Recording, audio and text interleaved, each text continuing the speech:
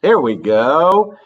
Going live. What's up, guys? How are you? It's Ted Bogert with the Ted Show. Super excited to be here with my old friend, fraternity brother, Jeff Borysiewicz with Corona Cigar Company. What's up, buddy? How are you doing? How you doing, Ted? I'm gonna try and share this real quick on my page here as You soon as I got share it. all you want. I want to share my little story.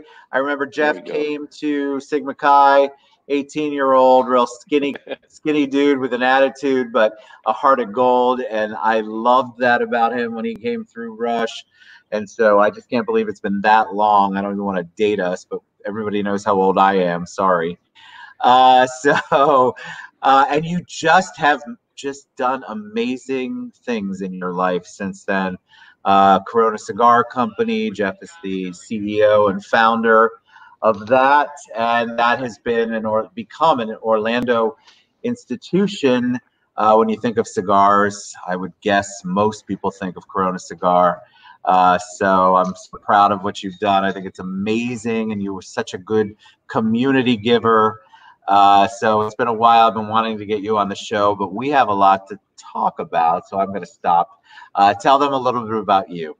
Well, first of all, Ted, I remember going through Rush at UCF, and you were the grand consul, the president back then of Sigma Chi, and it's great to be on the show. I've watched your shows too, and I'm like, Thanks. that's the Ted Bogert I know from back when I was young and skinny, and so You so still look pretty good, brother. well, we're trying. So anyway, you were sporting a beard before the rest of us, man. You Oh were the yeah, you yeah. Now I've got this white goatee. You've got a long beard though. You're working it. Yeah, that's to cover the fatness of the cheeks as you get on.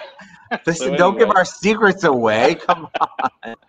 yeah, so it's great. It's great to be on here, and I really like what you're doing because you're sort of like the little mini TED Talks for downtown Orlando, and I think these conversations are great because you have such a wide, diverse group of people that you bring on, and I think that's wonderful. So I'm Thank you. excited to be on here. Thank you.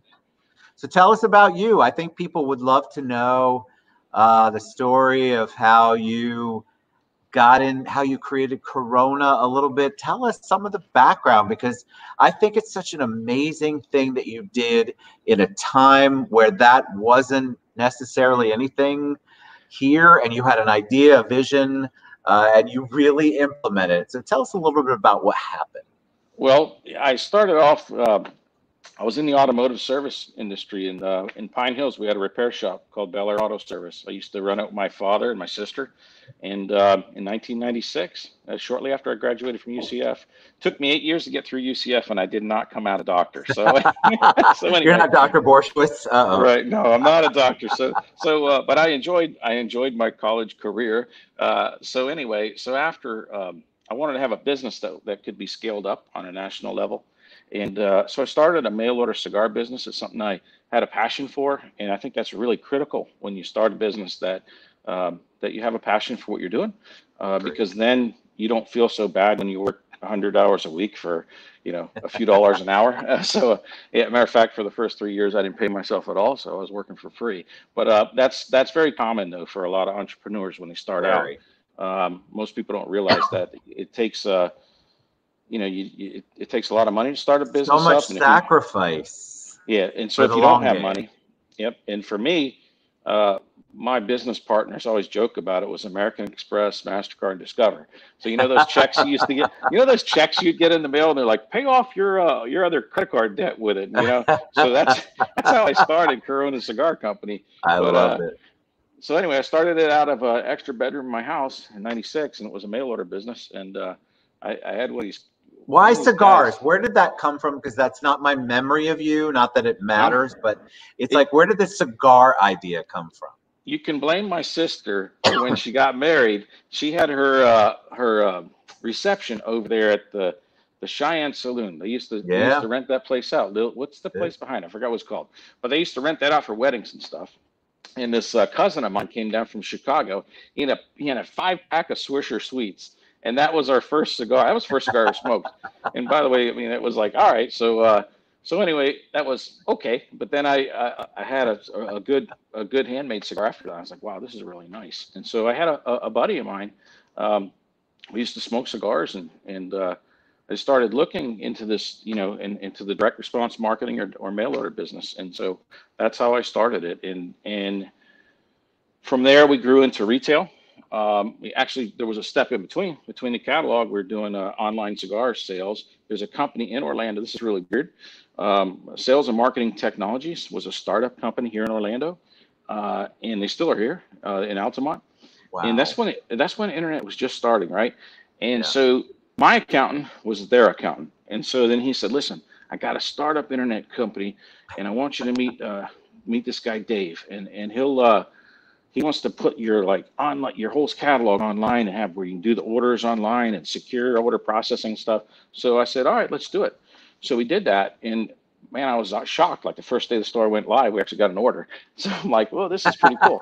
So Which we was a started, big deal back then. I think people don't realize that back then, when you yeah, established an online business to get an actual order, it was like this crazy miracle thing. How did that happen? And you were right, so excited because you didn't believe anybody was actually going to buy things from you yep. via the internet. And this was back, Ted. This was back during the day of AOL and with the modems where I they went. still have my AOL account, brother. So does my wife. But you remember when you had that scratchy modem making all those crazy sounds and you have to Yeah, wait for the thing to hook absolutely. up? This is what I'm telling you, our website was back when you had that kind of stuff. Yep. So when we got the orders on it, I was like, wow, that's pretty cool. So I outgrew my house and then opened a little cigar store in Ocoee, little tiny one. It was right next to Positano's Yeah. off of Good Homes Road. It used to be a karate studio. And again, I still didn't have any money. So when I rented that place out, it still had a chain for the heavy bag hanging from the ceiling. And it had these mirrors on the wall from where, you know, you do Taekwondo and all that stuff or whatever in front of the mirrors. So that was our first little store. And then things really started changing as the mail order business just kept growing and the Did you internet business think at kept the growing. time that did you have a plan? I like to ask CEOs this because Hmm. did you actually have a plan in mind that you were 5 years from now, I want to have one store or two stores.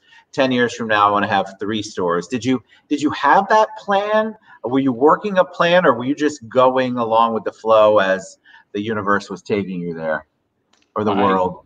right when I started, I had a goal. Right when I started.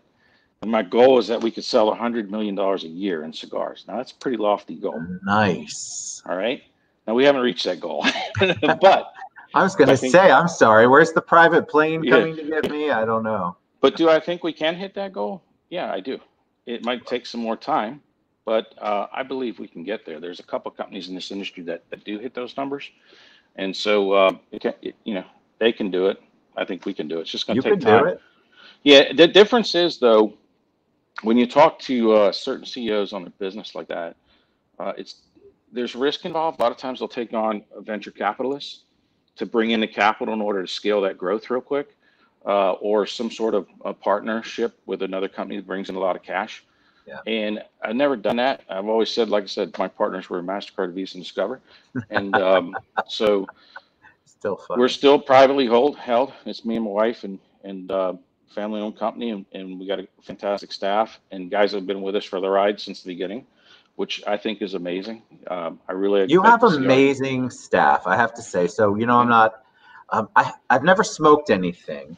That Mhm. goes across all planes, guys. So when you message me later, I promise you, I've never smoked anything. I've never And saw Ted smoking weed in college, so I can I've attest to never that. done like it, Yeah. I'm a proponent of it, big time. Yeah. But you know what? I've never smoked anything. But what I love about Corona when I'm there is that you've created an environment where it's definitely about fun if that's what you want it to be.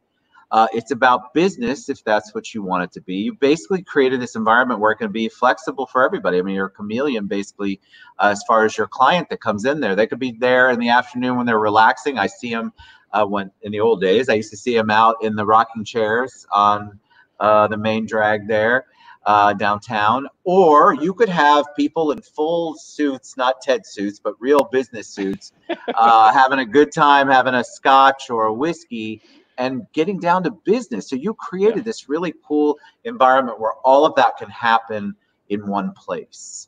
That's intentional too, because what happens, I mean, you're at the Citrus Club right now. Now, here's what I love about the Citrus Club is the history of that. I really love the Yeah, history me of the too. Citrus Club. And you know, I'm a real proponent of downtown and trying to keep things like the Citrus Club and University Club, things that have been around a long time, keep them going, because I think there's a lot of value in that. Um, you need to have places where people can meet up and have a whiskey and have a good conversation. And that's actually one of the things that I always talk about, is that I love the internet. I love this, the mobility we have with Facebook and internet and all this kind of stuff. I've made jokes before that I closed my PPP loan for Corona Cigar in the cab of a tractor at my farm. Now think about that. This is where we're at today, Wow. where we can do those kind of things, and that's Yep. wonderful. But let Yep. me tell you what the drawback is that we have people that have lost the art of conversation, and Agreed. they're just doing posts on social media, and people get angry at each other. And we used to be able to have conversations with each other, and that's what Corona Cigar or the Citrus Club or places like that, where we can sit down and let's talk, spend some quality Correct. time, and have some face-to-face interaction. Because remember, when you're doing a face-to-face interaction and the lost art of conversation, things don't get misinterpreted as easy. Things Correct. don't like people get angry easy right now over things, and it's like, man, we can actually have a difference of opinion and still be friends. So that's Why the is that idea. such a, I'm curious, what's your thought? Why is that such a hard concept for people to wrap their heads around? I feel like I'm working with a lot of people in the community and trying to have an open dialogue to show that two adults can maybe have differing opinions and not hate each other or attack each other or belittle each other or all the things that go on. Why do you think it's so difficult for us to have that kind of conversation? Because people aren't going a little deeper with the person they're talking with, understanding where they're coming from, what their background is, what their life might be like, and looking at it through another person's eyes. And I think that's what happens, is that we're quick to make judgment. We're quick to pigeonhole people into certain categories based on what they look like, where they're from. It's like everybody, people have a free mind, and so we need to acknowledge that and talk to each other and not stereotype either, because that happens a lot too. And Right. that's the wonderful thing about cigars, is if you come to like a Corona cigar, just take a look who's out in front. We're going to have people from all walks of life, Right. all colors, all religions, all ages, mostly older, not older, old, but but also we do get some. Let me tell you one of the beautiful things is that when I have a parent that'll say, "Hey man, I brought my kid up to UCF. I want you to meet him. I'm dropping him off, and we're gonna have a cigar together. Dad, father, son are gonna have a cigar together, and man, the bonding that goes on. If you can have that kind of experience, where a lot of kids are like, "Hey, Dad, see you later." Matter of fact, drop me off at the corner and turn the Right. radio down too before you get there. So if it's just that little bit of camaraderie that we need, and it goes on. And I'll tell you where it was interesting. The first time I really saw, I remember that I saw two lawyers that were during the day. Man, these guys were fighting their case out, right?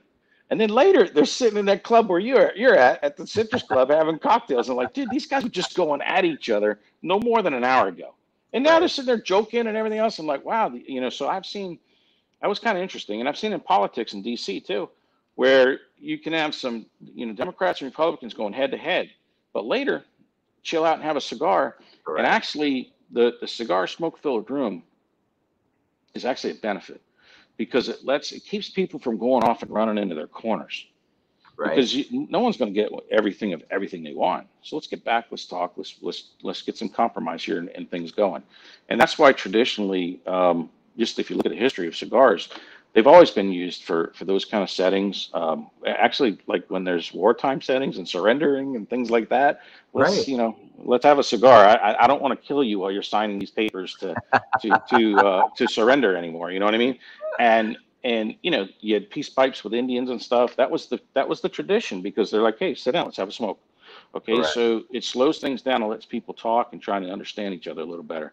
But I really appreciate the broad base of customers that we have, because just even me as a business owner, how many people I've met and learned things from, and hear some really amazing stories too. So, and I always use the word proximity too. I tell people all the time, one of the things I tell young people this all the time. I say proximity means a lot. If you're hanging around a bad area or with a bad group of people, nothing good is ever going to happen there. If you're hanging around a bunch of people that can make you better, good things will happen because you're in that proximity. But if you put yourself in the proximity of danger, bad things will happen. Put your proximity in success and in making yourself better, good things happen. And so I think that's important. I love that. All right, we have to talk about downtown. You've been an anchor in the spot that I'm pretty sure I can see from the wine room up the Citrus Club right now, looking down on Church Street and that area. And so you've been an anchor down here for a very long time. So let's talk a little bit about. We just lost Ceviche. We just lost Cella, right, which is close. The downtown businesses have obviously been challenged, like everyone else has, but you've got another added dimension to that you have you've had it as a discussion point. So tell me about downtown and what you're thinking and feeling. Here's what is that when Cameron Kuhn was developing the project that we were in, called the Plaza, and that was a big deal. Mayor Buddy Dyer was behind it, the city council and everything else, which was great because it was the revitalization of downtown Orlando. So that was the first project. So in 2007, Cameron Kuhn was a customer. He's the developer of that place and one of the original owners. He would always come to our Sand Lake store, and he's like, Jeff, I'd like you to come take a look. I think you'd be a great anchor tenant for the corner right there. And so we did, and we signed a lease, and we've been there since we opened in 2008. And I had a bullish opinion of downtown because there were so many good things happening. 55 West started having construction done right there on Church Street, and then the View was just completing. So we're talking about while downtown is really going through a transformation, lots of capital investment, a lot of people moving back in. And Ted, what the biggest decision for me to do this is I was always worried about security and safety and things like that. But I was sitting downtown just during the day, and I was watching, I think it was on a Saturday or Sunday, and I saw a lady, a young woman, pushing her stroller with her infant in it and a couple little toddlers with her. And I thought, you know what? This is good, where people feel safe enough to go do that. We're going to go spend our day Sunday downtown pushing our stroller. It's now becoming a real community. And then shortly after that, you had the Amway Arena came out of the ground. That was built up. And then Dr. Phillips Performing Arts Center happened. So let's look at that transformation of the city. And Buddy Dyer had an amazing plan for the city. And it was actually going well, really well. So downtown was being revitalized, businesses were coming in, and things were looking good. And then I don't know what the heck has happened, but all of a sudden in the last couple of years, things just started getting bad again, where people were just, it was like a free-for-all there was a lot of heavy-handed panhandling going on. Now, there's one thing about homelessness. None of us like homelessness, and I do believe that there are a lot of people that are down on their luck and need help, and that can happen to any of us. And so that's a situation, and the city does do things for people that need help, and I 100% support that. But the city has a problem right now, and they don't know what to do because there's a group of I don't even like to call them homeless because they live this lifestyle by choice, but they have a group of about 50 people that they don't want help. They won't go to the shelter. They don't trust anybody. And a lot of them are mentally ill. And those people, they're the ones that are aggressively coming after people like, hey, give me some money. And then if you don't have any money on you, you get scared and you're like, what's going on here? And so they estimate. Let me ask you really quick, because you just touched on a little bit, but why would that be a problem? I think I know the answer, but explain to people why that has an impact on your business and on the downtown business community as a whole. What happens? Real simple. So it's real simple, Ted. I wear this Corona cigar shirt pretty much anywhere I go. And a lot of people, but hey, you Jeff from Corona, yeah. And I said, man, I love your store, Jeff. I go to the Sand Lake one. Here's the problem. I go to the Sand Lake one. I used to go downtown. Why'd you stop? Man, every time I came out of the parking garage, I had people, shaking me down for money, and I just didn't like be just sitting there having a cigar, and every 10 minutes somebody's coming up, give me money and all that stuff. And when you go to have a cigar or have a meal, whether it looks Citrus, what's that other restaurant down the road that's closed, basically any restaurant where you have outside seating, nobody wants to sit outside anymore there because you can't even have a meal. You can't even have a meal anymore because you're going to have 4 or 5 people that are going to cycle through, asking you for money. And here's the problem. Some of these guys are aggressive, meaning we've had people pick up their drink and throw it on them because they didn't give me money. We had another guy just last week, grabbed a pocket full of change, walks in the door and whips it at one of our staff, right? Hits a guy in the head with a bunch of quarters. And it's like, dude, this is the kind of nonsense that as a business owner, we're having to deal with. We got security there because we want to protect our customers. We want to protect our staff. But listen, Ted, cigar guys are pretty much, they're kind of tough guys, right? I'm not saying like tough, like gangster guys, but they're not the most fragile of people where if they see somebody, they're going to go run the other way. Right. Now imagine if you are a mother in a minivan with 2 kids. If a regular guy doesn't want to walk down the street downtown, what do you think the mom with the kids was like? She's not coming. What's the answer? She's not coming. What's the answer? I don't know. What do you think? But all I know is that, well, Ted, I'll tell you what the answer is right now, though. Identifying and admitting there's a problem. Number one, no one can ever be cured. You talk to anybody that's, where they talk about drug abuse or they talk about alcoholism, you cannot cure either one of those unless the patient admits he's got a problem, okay? So here in the city, unless we admit that we got a problem, that's number one, because they're trying to say, oh, we don't have a problem. We do, okay? And then identify what that problem, because they don't know what to do. We got 50 or 60 guys that don't want to go to the shelter, that don't want to be, they'll even give them a house, Ted. They don't want that.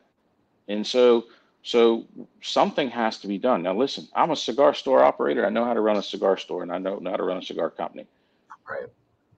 If there's got to be some, let me tell you this, Ted, I was in Detroit over the summer.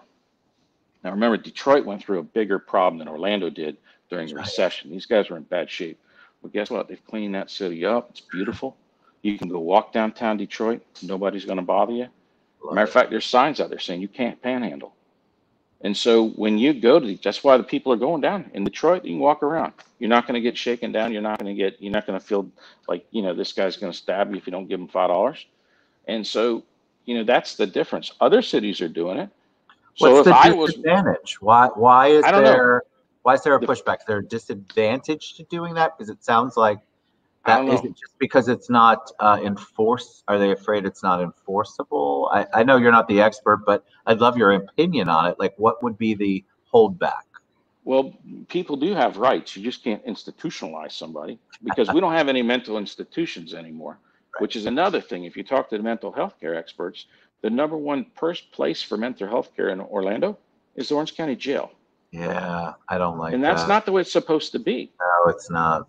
And so we have a serious problem that somebody, here's another thing. You go to Louisville, Kentucky, you go to Lexington, Kentucky. Louisville, Kentucky's got a problem too. You can't walk downtown Louisville, Kentucky 20 steps without having somebody ask you for money there too.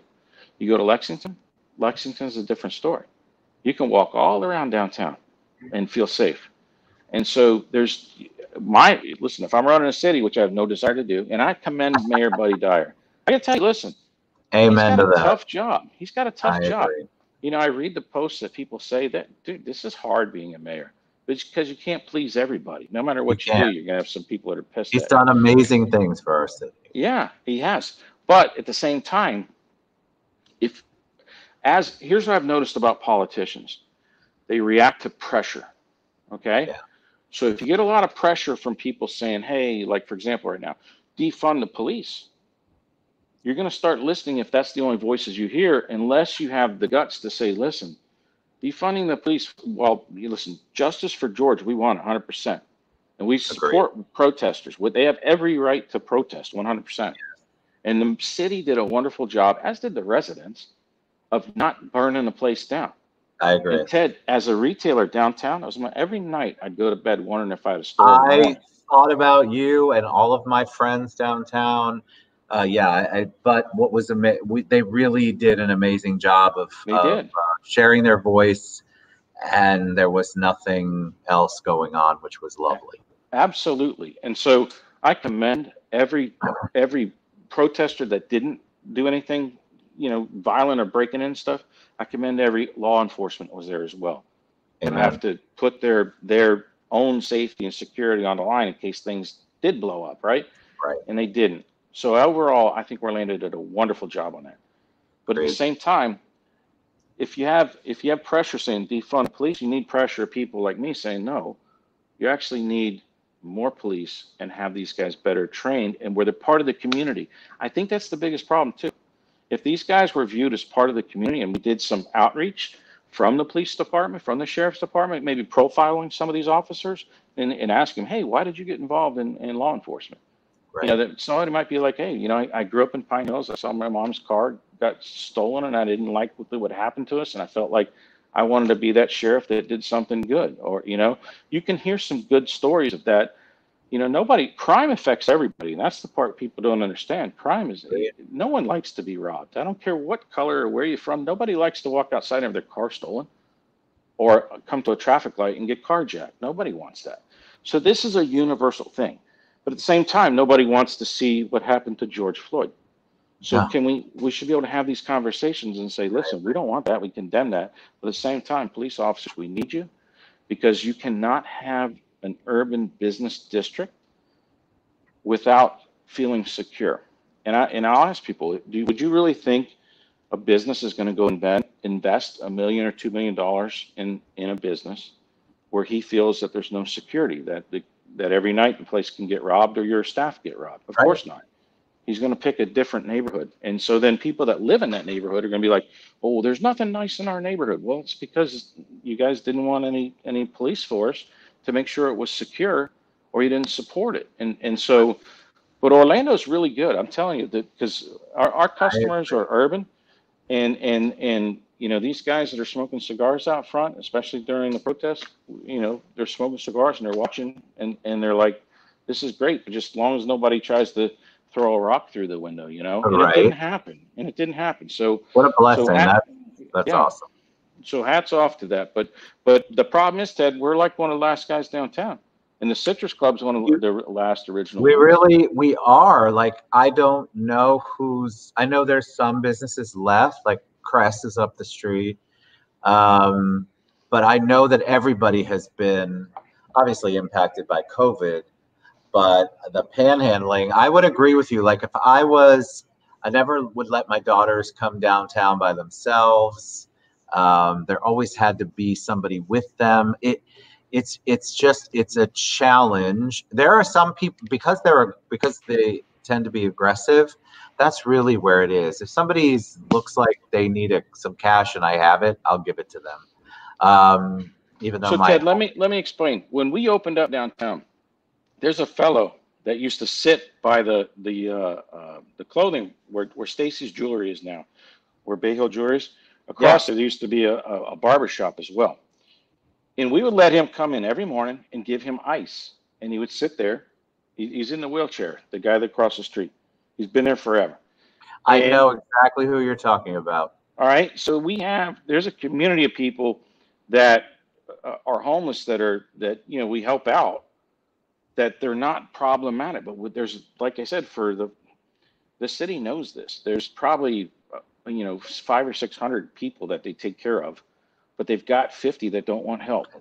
And these are the ones that are constantly, causing trouble and getting arrested, and then they get released right back on the street and they go to the emergency room and all this other stuff. So it's a bad cycle.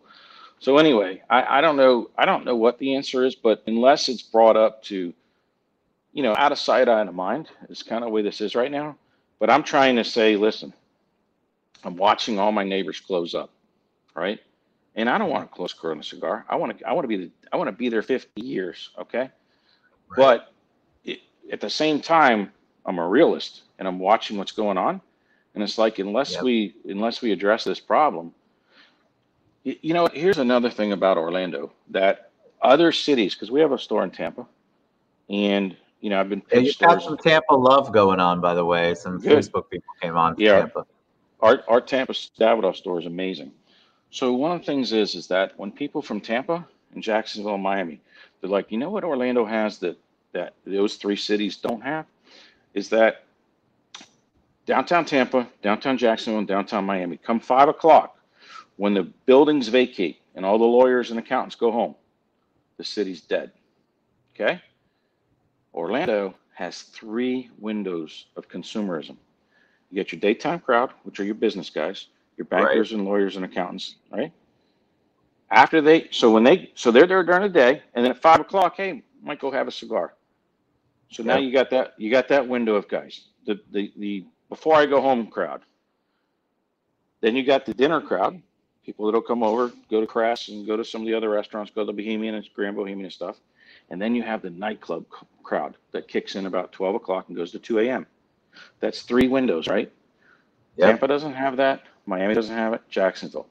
And every one of those cities were always like, they were jealous. They were like, man, I shouldn't say jealous, but envious. They're like, that's really cool, man. How did Orlando do this? Because if you go to Miami, everybody's going to leave the business district and you got to go to South Beach where the clubs are. Right. Okay. Tampa, you got to get out of Tampa and then go to either Ybor City, which gets rocking at night, but during the day, and as a matter of fact, it's a little dodgy around there too. So you got so in Jacksonville, they tried it with the landing right downtown, and it failed as well. So Orlando had this little golden nugget, and still could, but now let's throw COVID into this. COVID is the one that's going to hurt the nightclubs. So when you throw COVID on top of this, because the bars have been closed for the last, that's now 2 months. It's crazy. And that's the other one I feel bad about, because the nightclub crowd, Me too. they're a little more resilient to the panhandling, because these guys, a lot of people go to the clubs together like a pack, right? So if you got 4 or 5 people, you feel a little more secure than just one guy, right? But now that the nightclubs and bars are shut down again, which I honestly think they're going to go to you. They're going to go to whoever else is up and down. Well, guess what? We're having to serve only to go, because as of yesterday, they changed that the executive order that we're not allowed to serve liquor in the stores, which I think is absolutely. Why? I didn't hear. I'm sorry, I did not hear that. That just happened yesterday. So what was the rule that changed? What? The executive order is saying that before, if you sold less than 50% alcohol, was your revenue from that, you could still serve it. But now they're saying, unless you have a restaurant license and selling food, you can't serve the alcohol. Now, let me tell you why that's totally unfair. Wow. So what they're basically saying, and this is for the whole state, by the way, what they're saying is that it's okay if I go, it's safe for me to go have a cocktail at Seasons 52 on Sand Lake Road. But if I walk 100 feet over to Corona Cigar and have a cocktail, it's not safe. It's just fascinating logic. And fascinating could go either way, but I just don't understand the thought process. And that's the thing is that so now where we've been practicing social distancing, our tables are 6 feet apart, our staff are wearing masks, we got hand sanitizer, we're checking temperatures. We've never had where it's like, sometimes they're showing pictures of bars where people are over, standing room only. We've never done any of that. But yet the whole state, we're taking this blanket approach that, hey, all your bars, no matter what, you're done. And there's no date on when this expires, by the way. And so here's the logic behind that. So while we may have had remember, selling alcohol is a very licensed and regulated industry. Right. It costs $350,000 to have the privilege of selling alcohol in Orange County. It's a very expensive license, okay? So imagine that of the bars that we have, you have one that's breaking the rules.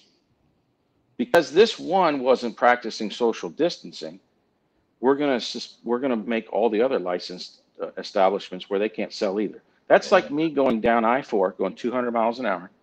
And because I got a ticket, my license suspended because I was going 200 miles an hour, everybody in Florida loses theirs as well. It's totally unfair. So frustrating. Yeah, and that's the situation. I did not know that.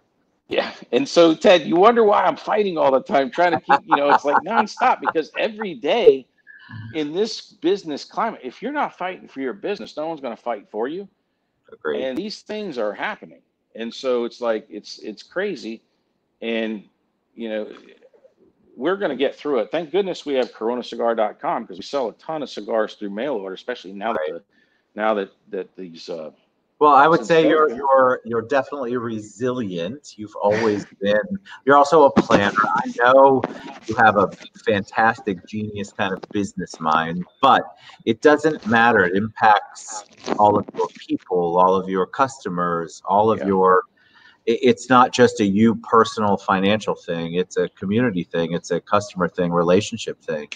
And so I think that some of the far-reaching things that they're doing, they don't realize that it's amazing to me that as a small business that you have to deal with that. And I'm sorry. I did Well, not. it doesn't. Here's the thing, Ted. The same things that we fight for that every business right now. Listen, I never was involved in politics. I don't know. You were the president of the fraternity, so you're kind of a politician from the get go. But From day one, brother, but I'm yeah, never yeah, running. right. And you All probably right. know So, why. There's a million reasons why I'm not running. well, you were a good president. So anyway, being in the business that I'm in, and the only another bit of business advice I have for anybody, whatever business you're in, is do keep an eye on politics because um, Always. whatever business you're in, things can change kind of quickly. And there's a saying in Washington that's 100% true. You're either going to be at the table or you're on the menu, and you got to Yep. make sure you're at the table I love because that. sometimes a lot of times there's laws and rules and regulations that are passed that really have a negative impact on your business, but the people that wrote it didn't intend it that way. And they Right. love to use this word in Washington, unintended consequences. And and I do believe that that's true because what happens is when I started going to Washington D.C. and doing a lot of what's called grassroots lobbying on behalf of the premium cigar industry, um, I learned that the people that write our laws in America, you have members of Congress in members of the Senate, which tend to be even older because they all started as congressmen, later become senators. So a lot of these people have been in office for 50 years or whatever. But the people that actually write those big bills that come through, Yeah. they're 24-year-olds that Right. just graduated from college. They're highly educated. They got 4.0 GPAs from very prestigious universities and they're the guys that write it. Now the problem is that because they're highly educated and young, they don't have the industry experience, Right. and you can't expect them to have that industry Nope. experience. I mean, if I wanted to learn how to make speedboats, I don't build speedboats, right? But I need to talk to somebody that does. Right. So you can't expect that staff person to know if he writes something about a rule that it's going to affect how it's going to affect all these other industries. And Correct. that's why I'm saying it's very important for no matter what industry you're in, watch what's going on in politics because there are unintended consequences. And so, I that's my piece of advice to anybody in it. Whether you want to be in it or not, you need to watch it. All right. So if you don't know Corona Cigar in Orlando, I don't know why you wouldn't. How do people find you, reach out to you, buy cigars from you? I want people to know you. Where are your locations? Give us a little business plug real quick. All right, so there's 4 stores. There's 3 in Orlando. You got the downtown Orlando one on Orange Avenue and Pine Street, right there at the intersection we call Main and Main. All right, so if you're ever driving down Orange Avenue, you see the guys out front smoking cigars on the rocking chairs. That's Corona Cigar. By the way, it is the best place in downtown Orlando, bar none. The best place in downtown Orlando to people watch. I don't care if it's during Halloween Agreed with or that. when the bars are open. That's the place to hang out and That's have a so cigar. good. Agreed. Right? So that is, and then we have a wonderful store up in Lake Mary Heathrow. That's a great community north of Orlando, and we've been there for I don't know since about 2004 or five. And then we have our mothership on Sand Lake Road in Dr. Phillips, a wonderful community, and that's another thing. Boy, I feel bad for the guys that have these local hotels here on I Drive. These guys are It's hurting more than insane, isn't it? yeah, hurting more than the bar guys. So we're gonna have to. All I can tell you is that people in Orlando, support your local restaurants because these guys are going through tough time too. And you know, we want to make sure everybody gets through this. And then if you're in Tampa, we have an amazing store. That was one of our recent ones that we opened about 3 years ago. But it's over off of Boy Scout Boulevard, so right across from the International Mall that's there. We're right next to Texas to Brazil and Del Frisco's and all that. And that's a really, really cool store. It's Davidoff of Geneva. Corona It's Cigar owns it. beautiful. Yeah, it's It's amazing. beautiful. So if you're Like ever the over there, inside is gorgeous. It's yeah. gorgeous. So thank you. And we do keep dropping the earpiece, but we do crazy amounts of whiskey, single barrel selections, Nice. and you know, I'm tasting actually a Horse Soldier right now. Got some Yeah, barrel I'm a little selections sad here. you did not deliver that to the Citrus Club so I could Yeah. sip on it. Yeah. So you got to go down to the store there. So we, but yeah, we do a lot of different Horse Soldiers and all kinds of bourbons and single malt scotches and stuff. And then listen, the backbone right now, especially with COVID, is coronacigar.com, our website, because a lot of people are buying it online. And you know, support your local Jeff, brick and mortar if you can. you're just as amazing as you were as that crazy skinny 18-year-old. You're still skinny. No, I'm not. Skinny 18-year-old, just lots of really good power, great energy. I love what you've done in our community. I think I've followed it since you started. I love that you're an advocate for the community, not just for your business, but for the community. You put your heart and soul into everything, and I love what you're doing. I think more people should be like that, business owners. So kudos to you for being involved, being an advocate. Well, Ted, we got to. It takes a village. I'm telling you right now. I learned a long time ago in business, in the automotive business. You ever notice that a car dealership, when you go down like Highway 50 and there's about, I don't know, 20 car dealerships, yeah, they do better when they're together. Actually, business is better when you're located next to a bunch of other ones. If you're just one business and there's none around you, so that's why it's important. That's why I always support your local businesses, because one successful business in a shopping center is not nearly as good as if you have 50 down the road. Everybody's doing great, and that's what we try to do. So, if more people would, you know, anyway, just you do an amazing job local. at it.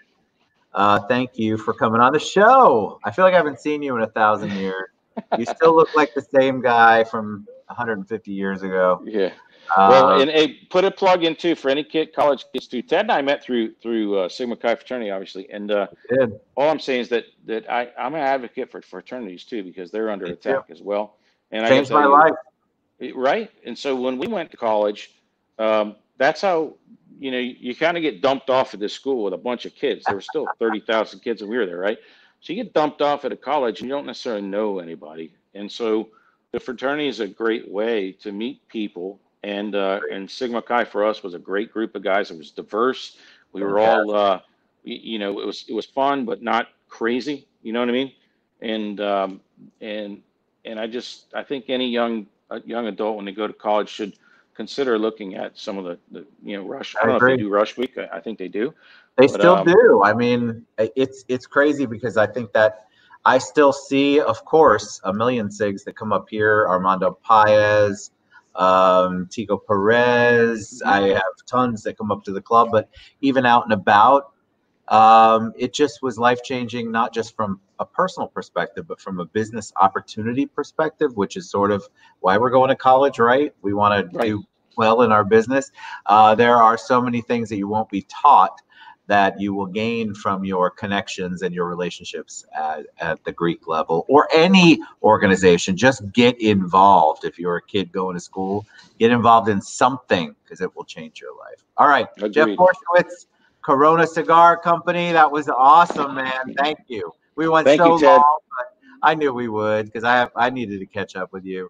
All right, you guys got to support him, coronacigar.com. You know where his places are.